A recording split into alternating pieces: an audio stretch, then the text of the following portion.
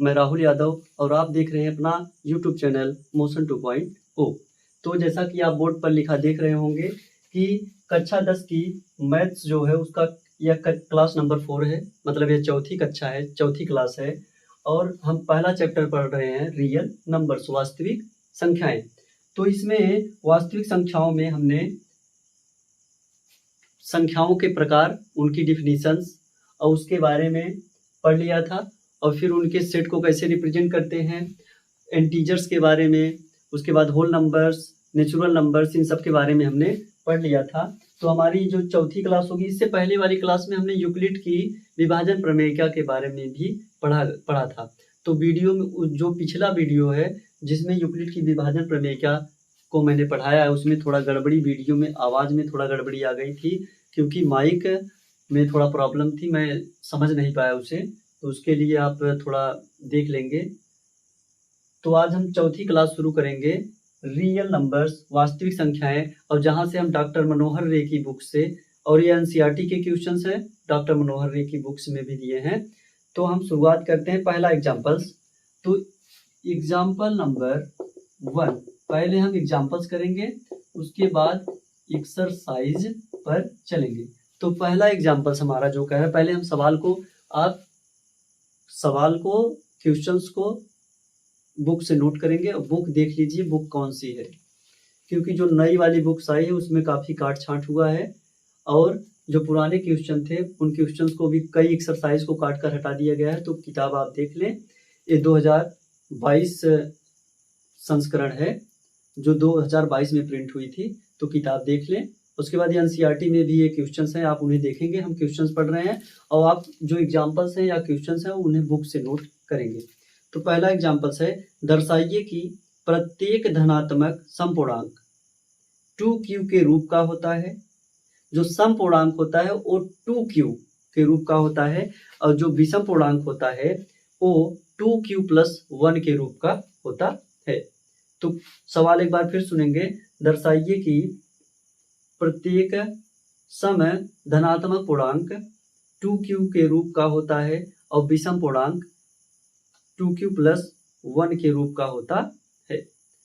जहां q क्या है, एक पूर्णांक है, q क्या है, एक इंटीजर है।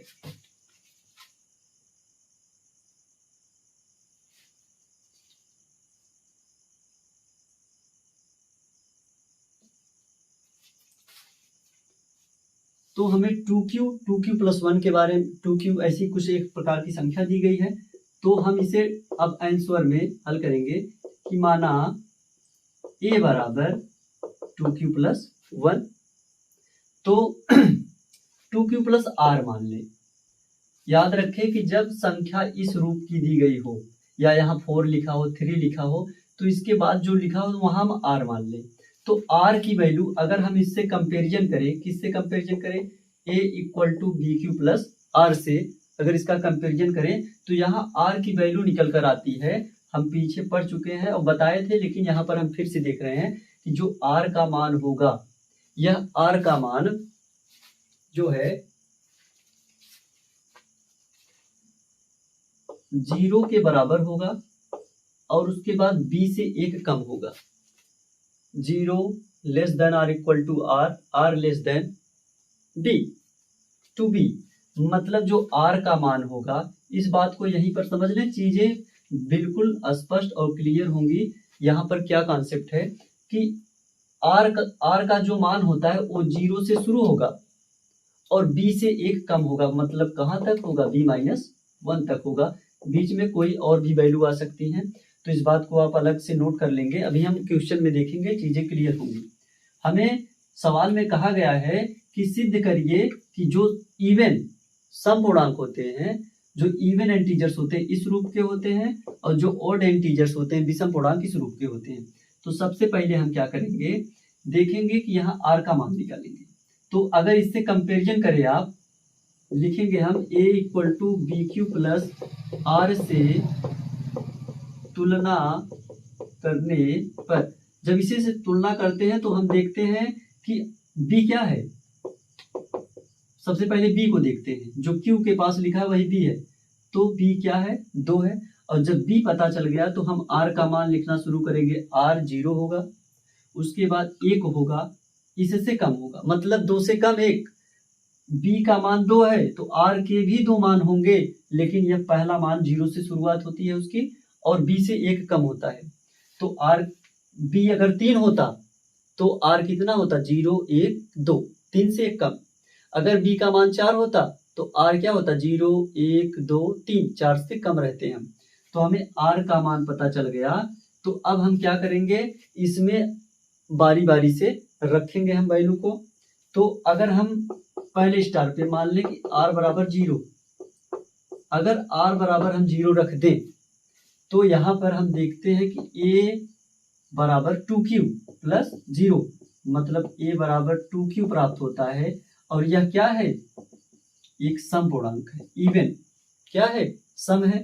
उसके बाद हम क्वेश्चन को किसी दूसरे फॉर्म में बुक में सॉल्व किया गया, लेकिन हम इसे एक्सपेंड करके समझने के लिए इसे इस प्रकार हल कर रहे हैं। अब हम r बराबर क्या रखेंगे? 1। हमारे पास अलग से r की वैल्यू हम खोज कर नहीं लाएंगे, r की वैल्यू हम क्वेश्चन में निकालेंगे। कहाँ से निकालेंगे? सबसे पहले जो हमारा रूप दिया गया है उस रूप को देखेंगे और हम देखेंगे कि जो q के पास जो वैल्यू लिखी होगी, q के साथ जो q का गुणांक होगा, कोफिशिएंट होगा, वही b होता है। और जब b की वैल्यू पता चल जाती है तो r की वैल्यू 0 से लेकर b से 1 कम तक होती है। तो r बराबर 1 रखते हैं और हम रखेंगे कहाँ? इसी में बारी बारी से इस वैल्यू को रखेंगे। तो a बराबर 2q प्लस 1, और जब 1 लिखा है, हम देखते हैं कि किसी भी संख्या के अंत में अगर 0 आए, 2 आए, 4 आए, 6 आए या 8 आए तो वह संख्या क्या होती है? सम होती है, इवन नंबर होती है। उसी प्रकार अगर संख्या के लास्ट में 1 आए, 3 आए, 5 आए, 7 आए, 9 आए तो वो संख्याएं क्या होती हैं? विषम होती हैं, जिन्हें हम ऑड कहते हैं, ऑड नंबर्स कहते हैं। तो यहाँ हम देखें, यहाँ अंत में क्या आया? 0। तो जब 0 है तो एक कौन सी संख्या होगी? सम होगी, इवन होगी। यहाँ हम इवन अंग्रेजी में लिखेंगे। उसके बाद जहाँ ये रखने पर हम लिखे हैं, इसे आप अंग्रेजी में लिखेंगे put r equal to 0, put r equal to 1। बाकी यहाँ पर लेट माना को लिखते हैं लेट, और उसके बाद by comparison from a equal to b q plus r. तो अंग्रेजी में इतना हम देख लेंगे। अब यहाँ हम देखते हैं कि यह क्या है? विषम। इसका अंतिम अंक देखिए क्या है? 1, और 1 जहाँ लिखा होता है वो क्या होती है? विषम। तो इस प्रकार हम कह सकते हैं, अंत में लिखेंगे हम कि अतः सिद्ध हुआ कि प्रत्येक समधन पूर्णांक 2q रूप का तथा विषम धन पूर्णांक 2q प्लस 1 रूप का होता है। तो अंग्रेजी में इसे आप एक बार फिर से देखें किस प्रकार अंग्रेजी वाले नोट करेंगे। यहाँ लिखेंगे लेट, या कहीं कहीं लिखा होता है लेटस अज्यूम, लेट मीन्स माना।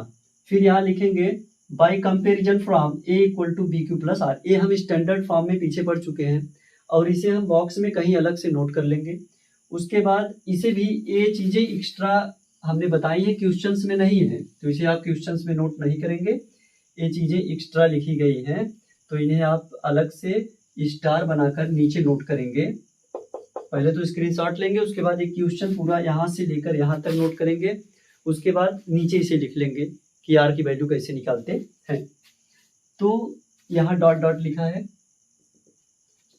तो b बराबर 2 आया, b यही है 2, तो r का मान 0 और 1 होगा। तो r बराबर हम 0 रखेंगे, अंग्रेजी में लिखेंगे पुट r इक्वल टू 0। कहाँ रखेंगे? इसमें।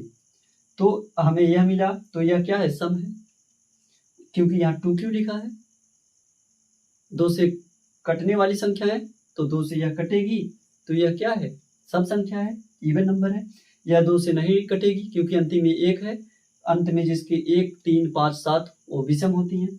तो जब r बराबर 1, यहाँ लिखेंगे पुट r इक्वल टू 1, तो यहाँ लिखेंगे ऑड, यहाँ लिखेंगे इवन, और इसे लिखेंगे hence proved each even positive integers in the form of 2q and odd positive integers is या are in the form of 2q + 1।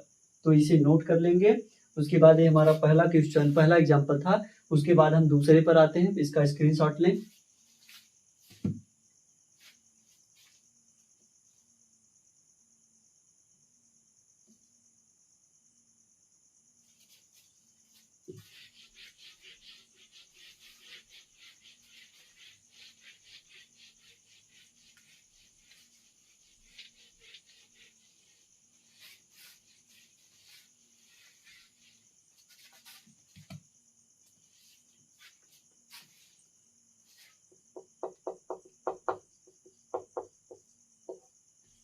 Examples number 2।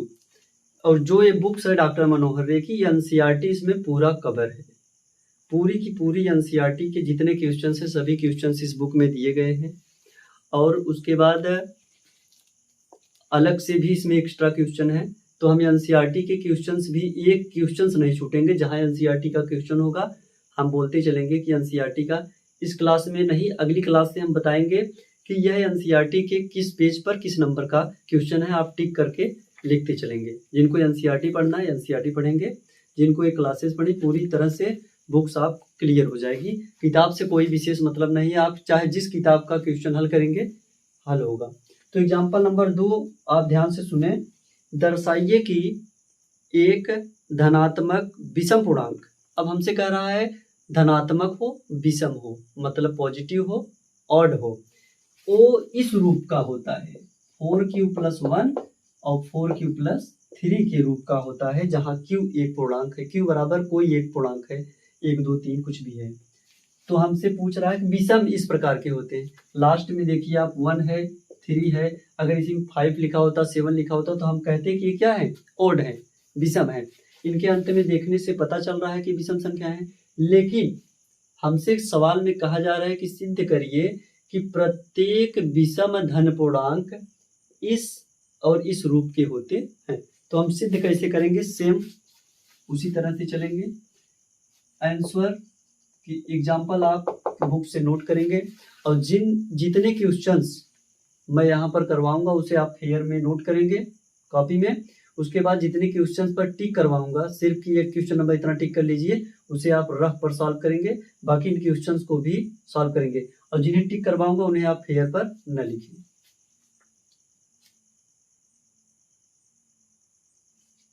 लिख सकते हैं लेकिन काफी बहुत मोटी हो जाएगी। तो हम पहले देखते हैं कि जो हमें दिया गया है इसे हम मान लेते हैं, माना a बराबर 4q + 1। इसे अगर अंग्रेजी में हम साथ साथ लिख देते हैं क्वेश्चन, आप देखेंगे लेट a = 4q + r।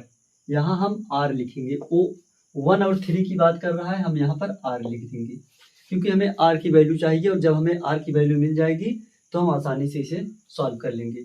तो यहाँ हम देखें कि अगर इसकी तुलना करें, स्टैंडर्ड फॉर्म जो हमने पढ़ा था, भाज्य बराबर भाजक गुणे भागफल प्लस शेषफल, जिसे हम विभाजन प्रमेयिका में पढ़े हैं यूक्लिड की, से तुलना करने पर अगर हम तुलना करें तो हमें b का मान क्या मिलता है, 4। b क्या है, 4। जब b 4 है तो r के भी 4 मान होंगे, 4 वैल्यू होंगी r की। शुरुआत उनकी कहाँ से होगी, 0 1 2 3, 4 से कम तक रहेंगे हम। यहाँ पर हम लिखें by comparison from a = bq + r। तो b = 4, देन r = 0 1 2 3। तो जब हमें r की वैल्यू मिल जाती है, इसे हम मान लें कि हमारा इक्वेशन नंबर 1 है। क्या है, आसान करने के लिए इसे हम इक्वेशन नंबर 1 मान लें। तो इसी इक्वेशन नंबर 1 में हम इस r की वैल्यूज को बारी बारी से रखेंगे। चीजें क्लियर होंगी कि कौन सम संख्या है और कौन विषम संख्या है। तो सबसे पहले हम शुरुआत पॉइंट वाइज करके स्टार, पहले स्टार में हम लिखेंगे r बराबर 0 रखने पर। तो हमारी संख्या क्या लिखी है, यही संख्या लिखी है 4q प्लस r। तो अब हम यहाँ पर 0 रख दें, और जब 0 रखते हैं तो ये हमें क्या मिलता है 4q।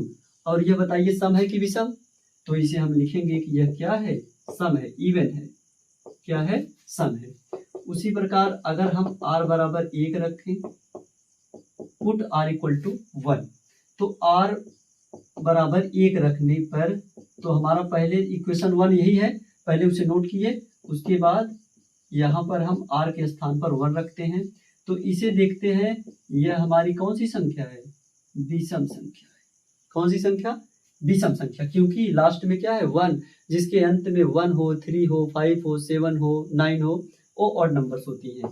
अब उसके बाद अब हम 2 रखते हैं, 2 रखने पर जब 2 रखते हैं तो हम देखते हैं कि अब डायरेक्ट रख रहे हैं हम, यहाँ से इसे न लिखकर सीधे r के स्थान पर 2।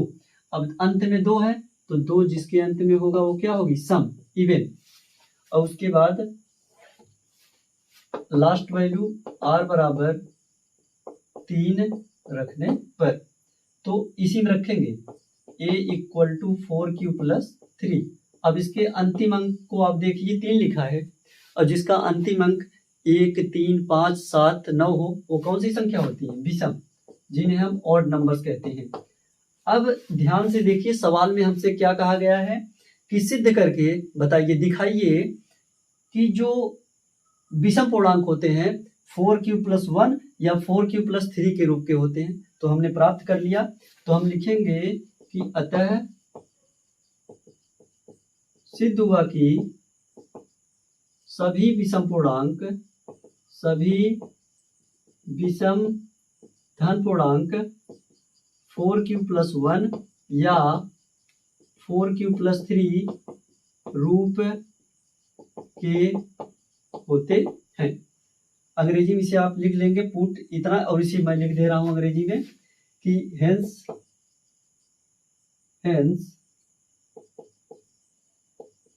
proved that all positive odd integers are in the form of 4q plus 1 और 4q प्लस 3। तो ये विषम संख्याएं हैं, हम देख कर बता सकते हैं। तो हम लिखेंगे अंत में, अतः सिद्ध हुआ कि जो विषम धन पूर्णांक होते हैं हमारे इसी रूप में होते हैं। बाकी ये लाइनें आप जो चारों स्टार में हमने लिखे वहां पर आप लिख लेंगे, यहाँ लिखेंगे put r equal to 0, put r equal to 1, put r equal to 2, put r equal to 3। इसे आप नोट कर लेंगे।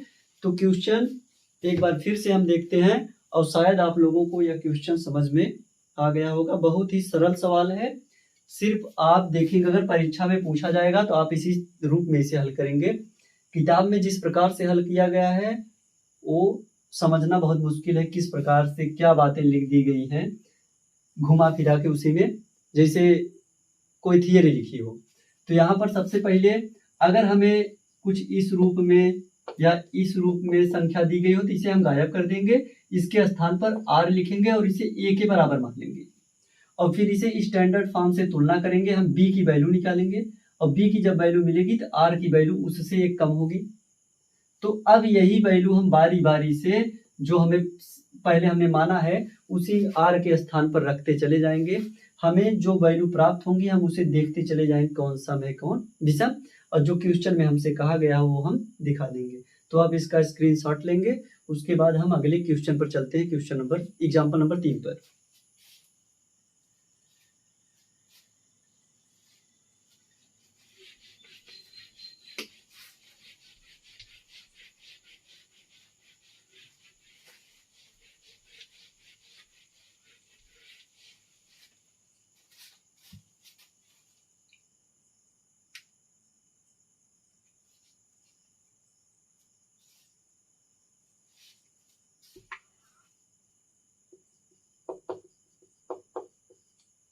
ex हम लिख रहे हैं शॉर्टकट में, और यह नो लिख रहे हैं, मतलब एग्जाम्पल नंबर 3, उदाहरण नंबर 3। तो यह एनसीईआरटी का क्वेश्चन, इसके सामने एनसीईआरटी लिखा है। आज तो नहीं, कल से हम पेज भी बताएंगे कि किस पेज पर एनसीईआरटी का यह एग्जाम्पल या यह क्वेश्चन दिया गया है। तो सवाल है, एक बार सवाल सुनेंगे। 4052 और 12576 का एचसीएफ यूक्लिड विभाजन एल्गोरिथम का प्रयोग करके ज्ञात कीजिए। तो जो पिछली क्लास है उसमें हम इसे निकाल चुके हैं कि किस प्रकार यूक्लिड की विभाजन प्रमेयिका का प्रयोग करके हम एचसीएफ निकालते हैं। तो आप इस क्वेश्चन को टिक कर लेंगे, पिछली क्लास में हम इसे पढ़ चुके हैं। तो हम एग्जाम्पल नंबर 4 पे चलते हैं। एक वर्ड प्रॉब्लम है। तीसरा आप पिछली क्लास में देख चुके हैं, तो तीसरा हम स्किप कर देंगे, छोड़ देंगे उसे। अभी आगे और क्वेश्चन देखेंगे कि यूक्लिड की विभाजन प्रमेयिका का यूज हम कैसे करते हैं, जो नए क्वेश्चन होंगे। तो चौथा एग्जाम्पल एक बार सुनेंगे। यह भी एनसीईआरटी का प्रश्न है कि एक मिठाई विक्रेता के पास 420 काजू की बर्फियां और 130 बादाम की बर्फियां हैं। तो पहले हम इसे लिखते चलेंगे। ऐसे प्रश्नों में हम लिखेंगे दिया है, जिसे अंग्रेजी में लिखेंगे गिवन। क्या लिखेंगे? गिवन। मिठाई विक्रेता के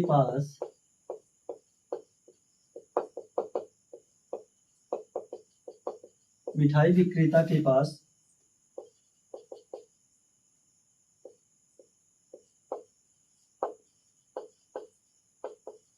काजू की बर्फियों की संख्या तो 420। तो इसे अंग्रेजी में लिखेंगे कि the numbers of cashew barfis has sweet seller या sweet sellers has 420 numbers of cashew बर्फीज।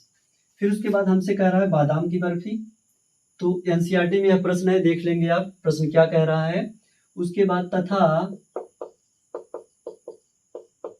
बादाम की बर्फियों की संख्या तो 130 बादाम की बर्फियां हैं। हमसे सवाल में कहा जा रहा है कि वह इनकी ऐसी ढेरियां बनाना चाहता है, मतलब उन्हें ग्रुप में रखना चाहता है, जैसे एक के ऊपर एक मिठाइयां रखी जाती हैं, कि प्रत्येक ढेरी में बर्फियों की संख्या समान रहे। मतलब जो प्रत्येक लाइन वह बनाए इसे बगल में इसे सेट करके कि प्रत्येक लाइन में समान बर्फी रहे और ये ढेरियां बर्फी की परात में न्यूनतम स्थान घेरे, मतलब कम जगह घेरे, और बर्फियां जो परात में रखी जाएंगी परात में कम जगह घेरे। तो जब परात में कम जगह घेरेंगी तो इन्हें एक के ऊपर एक अधिक बर्फियां रखनी होंगी। और जहां पर अधिक की बात आए, सवाल में थोड़ा कंफ्यूजन दिया है कि न्यूनतम स्थान घेरे, वह स्थान की बात कर रहा है न्यूनतम, न कि बर्फियों को रखने की बात कर रहा है। तो हम यहाँ देखेंगे कि न्यूनतम स्थान घेरे मतलब कम से कम जगह घेरे, तो मतलब बर्फियों को एक के ऊपर एक अधिक रखना होगा, तभी वो कम स्थान घेरेंगी।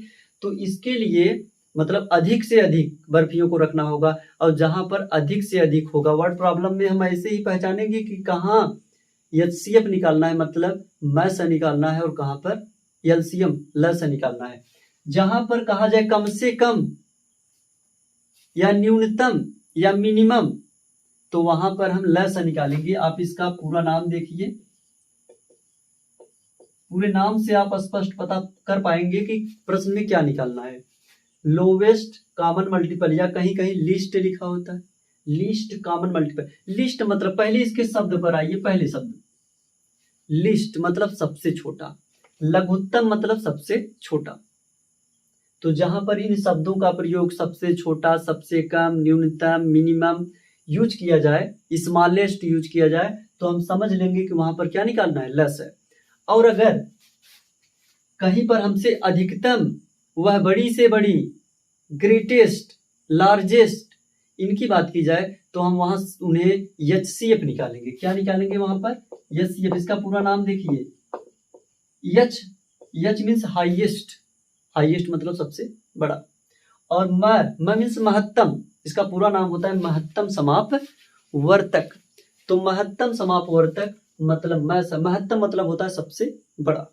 तो जब हमसे प्रश्न में सबसे बड़े की बात की जाए तो हम म से निकालेंगे मतलब HCF, और सबसे छोटे की बात की जाए तो ल से निकालेंगे। नाम से आप याद रखेंगे, चीजें क्लियर हो गई होंगी।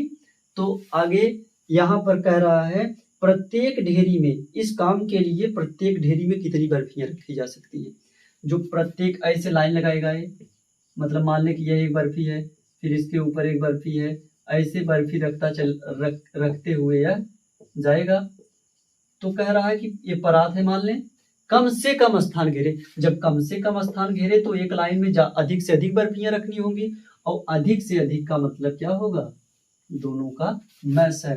तो हम निकालेंगे 420 व 130 का HCF।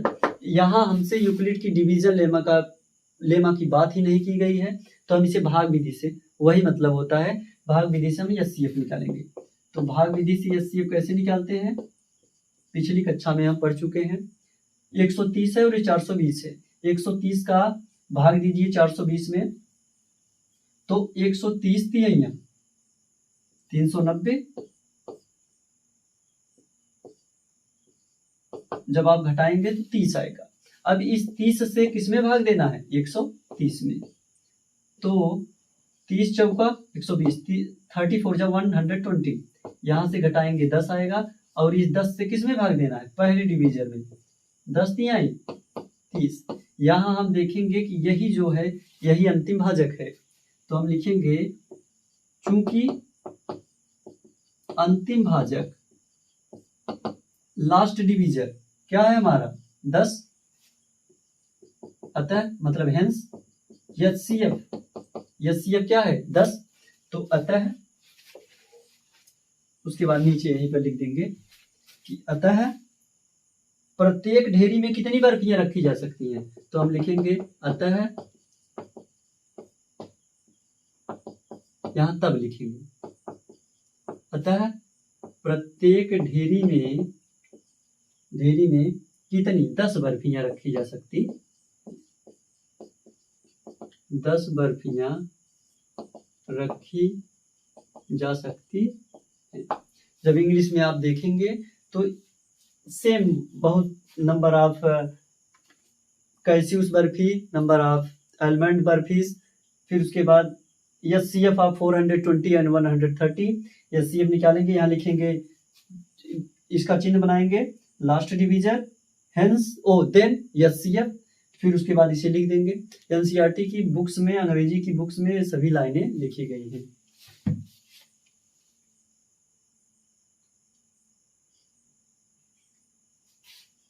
तो आप इसका स्क्रीनशॉट लेंगे तो हम प्रश्न में समझ लेंगे कि क्या हमें निकालना है। जो इन दोनों का HCF होगा वही हमारा इस प्रश्न का आंसर होगा, यही इस प्रश्न का आंसर होगा। तो HCF निकालना आप सीख चुके हैं। आप वर्ड प्रॉब्लम वाले प्रश्नों में पहले शब्दों को पकड़िए कि करना क्या है। तो आप इस स्क्रीनशॉट लें, उसके बाद अगले एग्जाम्पल पर हम चलते हैं।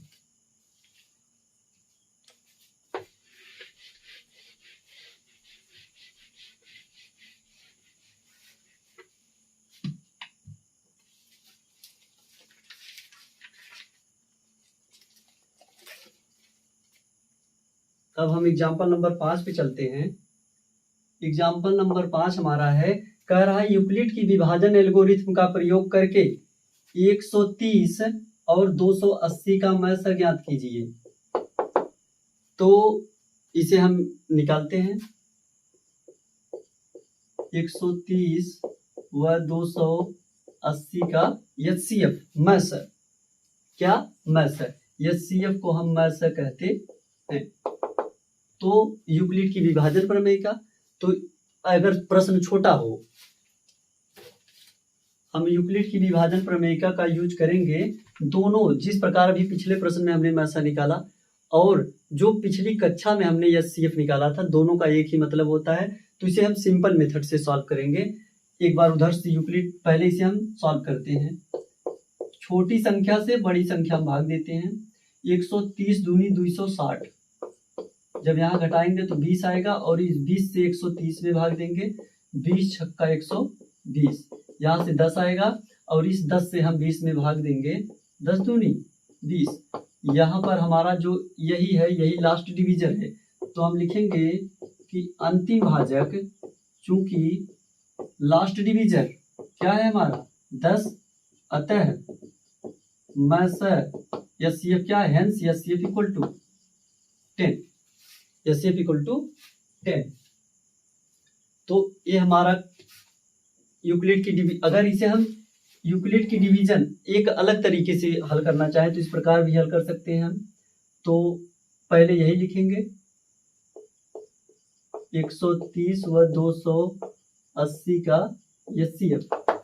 तो हम पहले छोटी संख्या से बड़ी संख्या, पहला स्टेप हमारा 280 में 130 से भाग देंगे, तो 130 दूनी 260, घटाने के बाद यहाँ पर 20 आएगा। तो वही सूत्र लगाएंगे, भाज्य बराबर भाजक गुणे भागफल प्लस शेषफल। तो भाज्य 280 भाजक 130 गुणे भागफल 2 और शेषफल 20। पुनः हम इसे और इसे लेंगे, मतलब अब इन दोनों को लेंगे। अब हम फिर से 130 में 20 से भाग देंगे, 20 छक्का 120, घटाने के बाद 10 आएगा। तो इसमें भी हम वही लगाएंगे, भाज्य बराबर भाजक गुणे भागफल प्लस शेषफल, मतलब divided equal to divisor into quotient plus remainder. फिर हमें यहाँ से हम डिवीजर को और जो हमारा रिमाइंडर आया इन दोनों को लेंगे, फिर से हम भाग देंगे, 10 दूनी 20। और भाग किससे किस में देते हैं, रिमाइंडर छोटा होता है इसलिए इसी रिमाइंडर से डिवीजर में, मतलब शेषफल से भाजक में भाग देते हैं। 10 दूनी 20। यहाँ पर हम देखते हैं कि वही फार्मूला लगाएंगे, भाज्य बराबर भाजक गुणे भागफल प्लस शेषफल। यहाँ पर रिमाइंडर 0, तो यही क्या है हमारा एचसीएफ है, यही क्या होगा एचसीएफ। तो हम लिखेंगे कि अतः एचसीएफ हमारा क्या है 10। तो इस प्रकार भी हम निकाल सकते हैं और इस प्रकार भी निकाल सकते हैं। दोनों क्वेश्चन दोनों तरीके सही माने जाएंगे। तो इसका आप शायद चीजें समझ में आ गई होंगी, शायद नहीं कन्फर्म है कि चीजें समझ में आ गई होंगी। जिस प्रकार पिछली कक्षा में हमने सीखा था यूक्लिड की विभाजन प्रमेयिका को और इस भाग विधि वाले मैथ्स को, इसे तो आप कक्षा 5-6 में 6 से देखते चले आ रहे हैं। तो इसे इसका स्क्रीनशॉट लें, अगले एग्जाम्पल पर हम चलते हैं।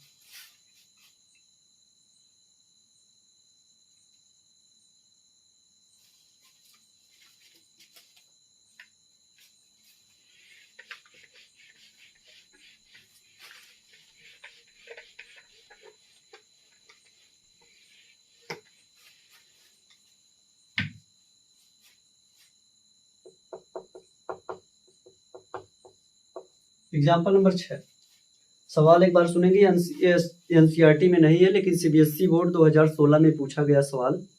एक कमरे की लंबाई, चौड़ाई और ऊंचाई क्रमशः 8 मीटर 50 सेंटीमीटर, 6 मीटर 25 सेंटीमीटर और 4 मीटर 75 सेंटीमीटर है। Means the length, breadth and height of a room are respectively 8 metre 50 centimetre, 6 metre 25 centimetre, 4 metre and 75 centimetre. आगे लिखा है कि सबसे लंबी रॉड की लंबाई ज्ञात कीजिए जिससे कमरे की बीमाएं पूर्ण रूप से मापी जा सके। Find the length of the longest rod from which can the measure the dimensions of the room. जिससे अब आप सवाल में कहाँ जाएंगे, यहाँ तो आप किताब में पढ़ रहे हैं, किताब में सामने मिल रहा है कि हमें एचसीएफ निकालना है। आप इसमें एक शब्द को अंडरलाइन करेंगे, बुक में लिखा है सबसे लंबी रॉड की लंबाई, मतलब ग्रेटेस्ट लेंथ ऑफ रॉड। तो अभी हमने देखा कि जहां पर सबसे बड़ी, सबसे लंबी, सबसे अधिक पूछा जाए वहां हम क्या निकालते हैं, हाईएस्ट, एचसीएफ। तो हम सबसे पहले यहाँ पर लिखेंगे, दिया है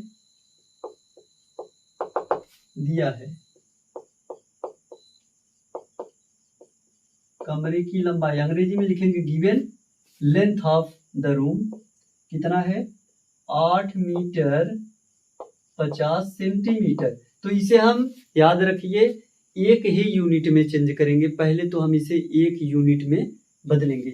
यूनिट में बदलेंगे कैसे, मीटर को भी हम सेंटीमीटर में कन्वर्ट कर देते हैं। तो आप देखेंगे कि मीटर को सेंटीमीटर बदलते समय 100 से गुणा करते हैं। कितने से? 100 से। यह भी सेंटीमीटर हो गया और यह 50 सेंटीमीटर।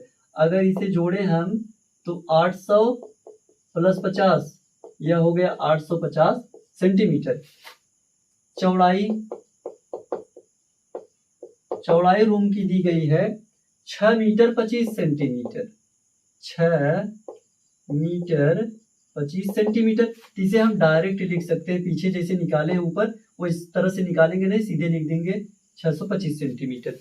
अगर पूरा मीटर में हो तो पूरे मीटर को, अगर मीटर में हम बदलेंगे तो यहाँ डेसिमल लग जाएगा, दशमलव, इसलिए हम इसे दशमलव में न बदलकर मीटर को सेंटीमीटर में बदल लेते हैं।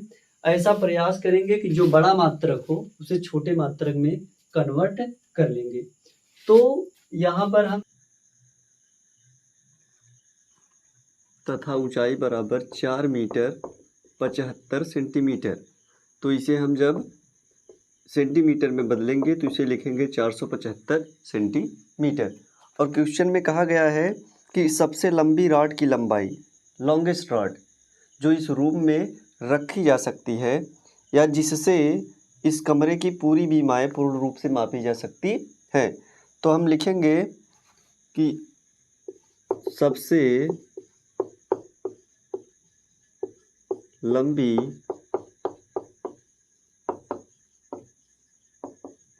रॉड की लंबाई निकालने के लिए, या सबसे लंबी रॉड की लंबाई बराबर 850, 625 व 475 का HCF निकालना होगा, मैसा निकालना होगा।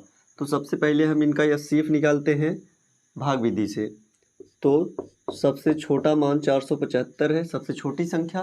तो सबसे छोटी संख्या से जो उससे बड़ी संख्या है हम उसमें भाग देते हैं 475 51, 475 वन जा 475, इसे घटाते हैं, यहाँ से हमें 150 प्राप्त होता है और इसी 150 से हम 475 में भाग देते हैं। तो 150 अगर 3 बार हम इससे गुणा करते हैं तो हमें 450 प्राप्त होता है। यहाँ पर जब घटाएंगे तो 25 आएगा और इसी 25 से अब हमें 150 में भाग देना है। 25 छक्का 150। तो यहाँ से लास्ट डिवीजर क्या है? 25।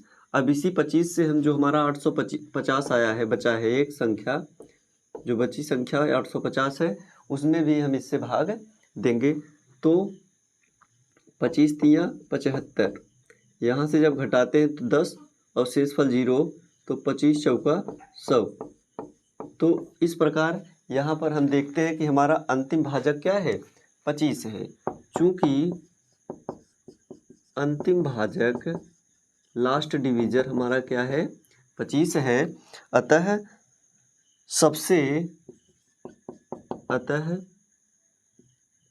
रॉड की लंबाई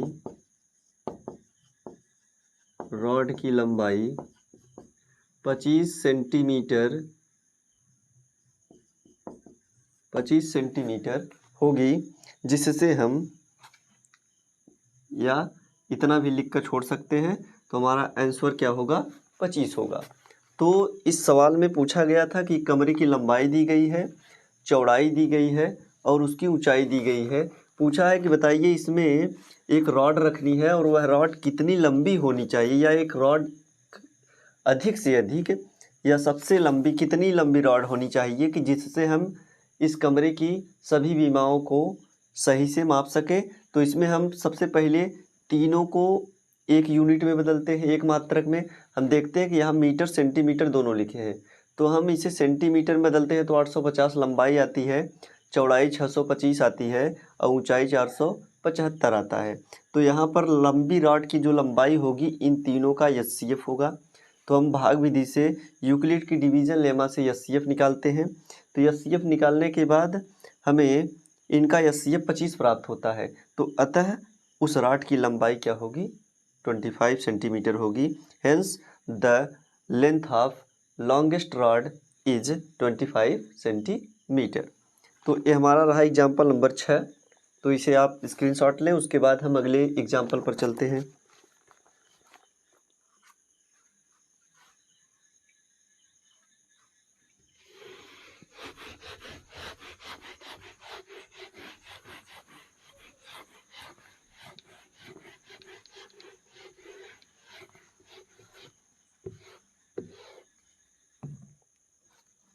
उसके बाद हमारा एग्जाम्पल नंबर 7 है 180, 252 और 324 का जो HCF है उसे यूक्लिड की विभाजन एल्गोरिथम का प्रयोग करके निकालिए। यह क्वेश्चन CBSE बोर्ड 2016 में पूछा गया। Find the HCF of 180, 252 and 324 by using Euclid's division lemma. तो सबसे पहले इसे हम देखते हैं कि संख्याएं हमारी क्या है। लिखेंगे दिया है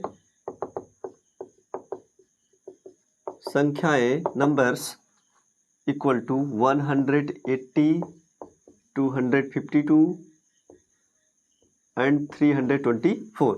तो हमें इनका HCF निकालना है। तो HCF निकालने के लिए सबसे पहले सबसे छोटी संख्या से उससे बड़ी जो दूसरे नंबर की संख्या है उसमें भाग देते हैं। 180 91 180 180 बन जा 180। यहाँ से घटाएंगे तो 72 आएगा और उसी 72 से 180 में फिर से हम भाग देंगे तो 2 बार ले जाएंगे 144। यहाँ से घटाएंगे तो 36 आएगा। अब 36 से हम 72 में 36 से 72 को डिवाइड करेंगे तो 36 2 जा 36 दूना 72। तो इसके बाद हमारा यहाँ लास्ट डिवीजर क्या है, अंतिम भाजक क्या है 36 है। अब इसी 36 से हमारी एक संख्या बची है जो 324 है, उसमें हम भाग देंगे तो 36 324। यहाँ हम देखते हैं कि जो हमारा दो अंकों की संख्या 32 है वह 36 से छोटी है, इसलिए हम सबको साथ लेकर पढ़ते हैं। अगर इसे हम 9 बार ले जाएं तो 9 छंग 54, हासिल लगा 5, 9 त्रिक 27, 27 5 32। यहाँ से यह पूरी तरह डिविजिबल है। तो यहाँ हम लिखेंगे कि चूंकि अंतिम भाजक क्या है 36 है, अतः इनका जो HCF मीन्स मसा होगा वह भी 36 होगा। तो भाग विधि से हम इस तरीके से भी मसा निकाल सकते हैं और यूक्लिड की डिवीजन लेमा का भी प्रयोग करके मसा निकाल सकते हैं, जिस प्रकार हमने आगे पीछे देखा है कि किस प्रकार निकालते हैं मसा यूक्लिड की विभाजन प्रमेयिका से। तो इसमें हमारा मसा क्या है 36, HCF कितना है 36। इधर लिखेंगे अंग्रेजी में चूंकि because last divisor equal to 36 hence HCF equal to 36। तो स्क्रीनशॉट लें, उसके बाद अगले एग्जाम्पल पर हम चलते हैं।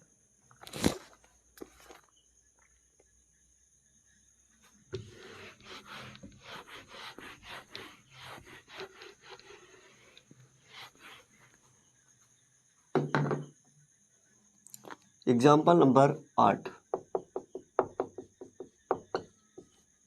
एग्जाम्पल नंबर 8 क्वेश्चन है कि यूक्लिड की विभाजन एल्गोरिथम का प्रयोग करते हुए ऐसी सबसे बड़ी संख्या ज्ञात कीजिए जिससे 1251, 9377 और 15628 को भाग देने पर शेष फल क्रमशः 1, 2 और 3 प्राप्त हो।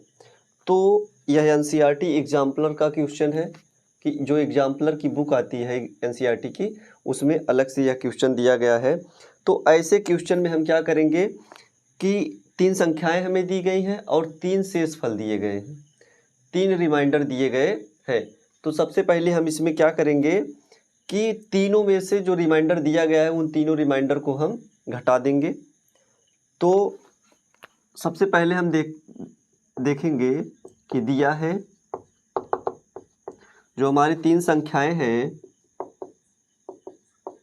ये हमारी संख्याएं हैं 1251, 9377 तथा 15628 और शेष फल हमारा रिमाइंडर है 1, 2, 3।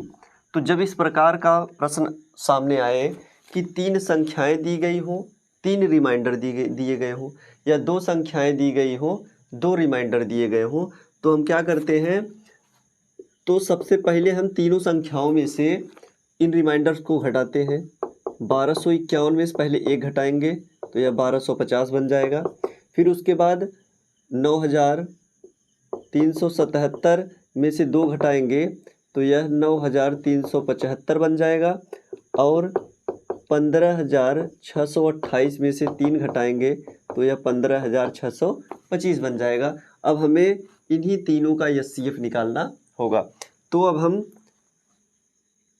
तब 1250, 9375 व 15,625 का एचसीएफ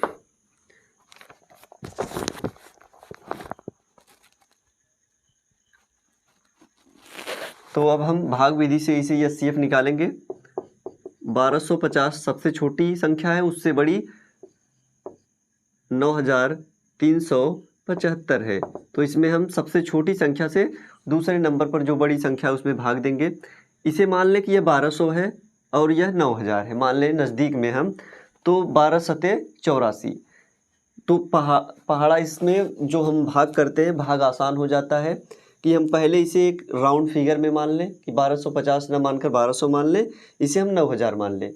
तो 12 सते 84, 7 बार ले जाएं, 7 से गुणा करें, 7 शून्य शून्य, 7 पचे 35, हासिल लगा 3, 7 दूनी 14, 3 17 और 7 एक 9, 7 1 8। यहाँ से घटाएंगे तो 625 आएगा, और इसे 625 से हम 1250 में भाग देते हैं।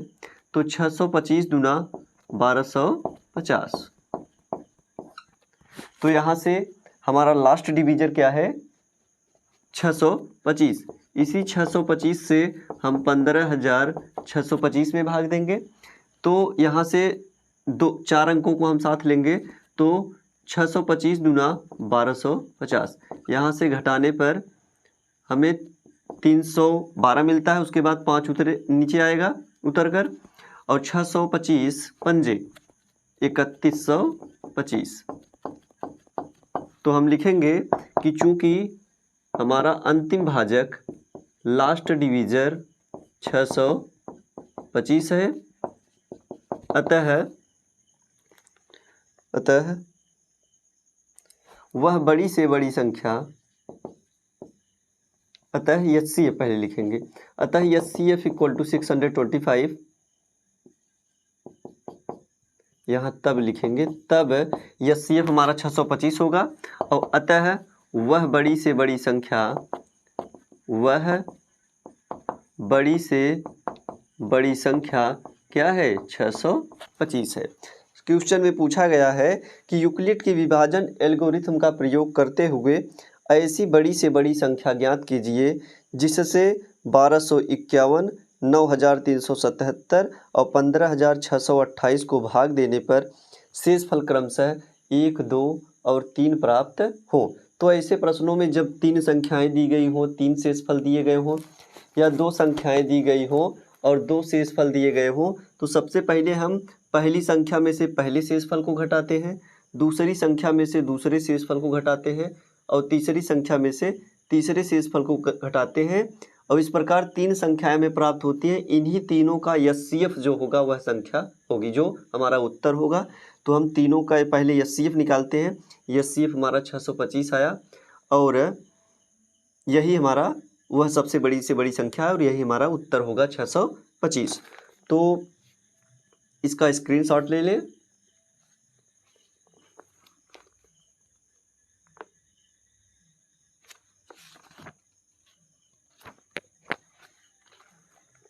तो इसके बाद एग्जाम्पल 9, 10 और 11, उसके बाद एक्सरसाइज शुरू होगी। तो बाकी 9, 10, 11 और जो एक्सरसाइज के क्वेश्चन होंगे उन्हें हम अगली क्लास में देखेंगे। तब आज के लिए बस इतना ही। नमस्कार।